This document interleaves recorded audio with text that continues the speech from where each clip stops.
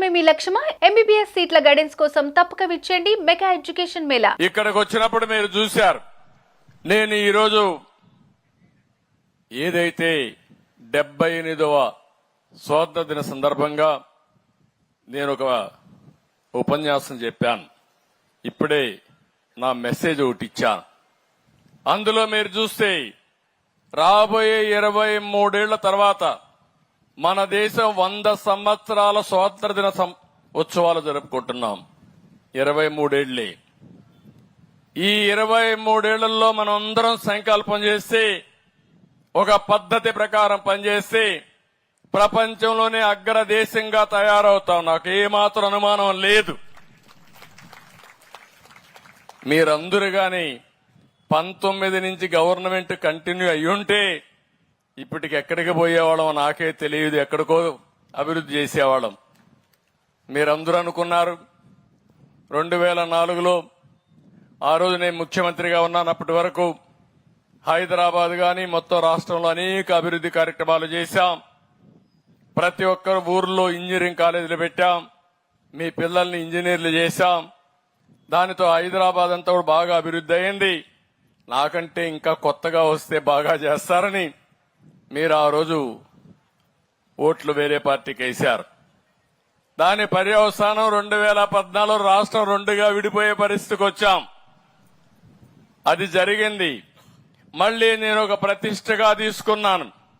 మళ్లీ రాష్ట్రాన్ని ఘాటిలో పెట్టాలని చెప్పి ఆలోచించాను. ఎప్పుడూ జరగని విధంగా మీరు చూస్తే 120 సంక్షేమ కార్యక్రమాలు ఇస్తూ అభివృద్ధి కార్యక్రమాలు చేస్తూ సంపద సృష్టించే మార్గాలకు ముందుకు పోయాం. దానివల్ల 13.5% జీఎస్టీపీ అభివృద్ధి అయింది. పేదవాళ్ల తలసరి ఆదాయం, అందరి తలసరి ఆదాయం పెరిగింది. మీ జీవన ప్రమాణాలు పెరిగాయి. కానీ 2019లో మళ్లీ మీ ఆలోచన మారింది.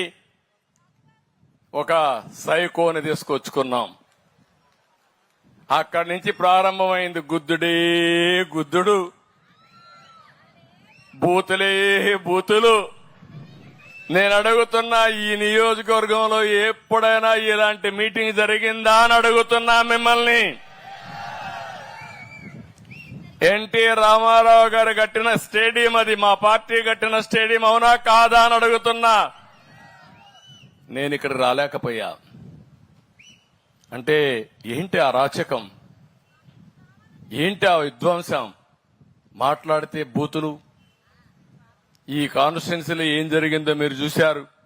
ఆడబిడ్డలు కూడా సోషల్ మీడియాలో కడాన అందరూ ఉన్నారు. నాకు కూడా తప్పలేదంటే ఆ బాధలు. ఎలాంటి పరిపాలన సాగిందో ఒక్కసారి మీరు ఆలోచించండి. అలాంటి మాఫియా ఒకటి కాదు, అన్ని మాఫియాలే. మామూలు కాదు. వీళ్ళు అంతా ఎక్కడ దొరికింది అక్కడ దోచేసుకున్నారు. ఇసుక మాఫియా, లిక్కర్ మాఫియా, కడాన పేదవాళ్లకు దొరికే ఇచ్చే పీడీఎస్ లో కూడా ఏదైతే రైస్ ఇస్తామో అందులో కూడా రీసైక్లింగ్, రేషన్ రైస్ కూడా రీసైక్లింగ్. ఇంకా భూ కబ్జాలు ఇంకా మామూలు కాదు. మీరు మాట్లాడలేరు. మీకోసం వస్తే మమ్మల్ని కూడా చూసే పరిస్థితిలో మీరు లేరు. అలాంటి క్యాసినో, మా తమ్ముడు చెప్తున్నాడు, క్యాసినో ఇక్కడ ఆడిస్తే ఇదేంటి మరి చేస్తున్నారంటే దానిపైన దాడి. అన్ని మనం చూసాం, బూతులు. అందుకే తల్లి నేను అసెంబ్లీకి పోవడం మానేశా.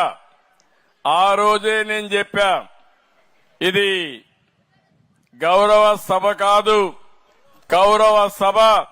మళ్లీ క్షేత్రస్థాయిలో గెలిచి అసెంబ్లీని గౌరవ సభగా చేసి ఎంటర్ అవుతారని చెప్పాను. ఏమమ్మా ఇప్పుడు ఎక్కడన్నా బూతులు వినపడొస్తున్నాయా మీకు? ఎక్కడన్నా భూ కబ్జాలు కనపడొస్తున్నాయా అని అడుగుతున్నా మిమ్మల్ని. మీరందరూ కూడా ఈ రోజు ఫ్రీగా నవ్వుతున్నారు. నాకు ఎంతో సంతోషం. అప్పుడు నవ్వు కూడా నోచుకోలేదు మనం, అవునా కాదా?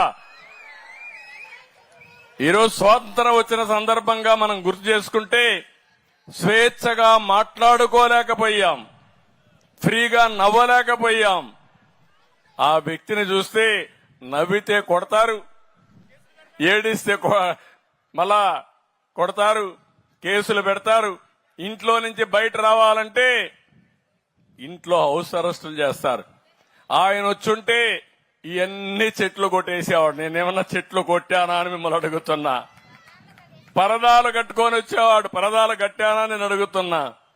మా ఆఫీసర్లు అయితే రెడ్ కార్పెట్లు వేసేవాళ్ళు. నేను చెప్పా, రచ్చబండే నా యొక్క స్టేజీ, ఎక్కడ అతిగా చేయొద్దని చాలా స్పష్టంగా చెప్పి నేను ఒకటే చెప్పాను, సింపుల్ గవర్నెన్స్ ఉండాలి, ఎఫెక్టివ్ గా ఉండాలి.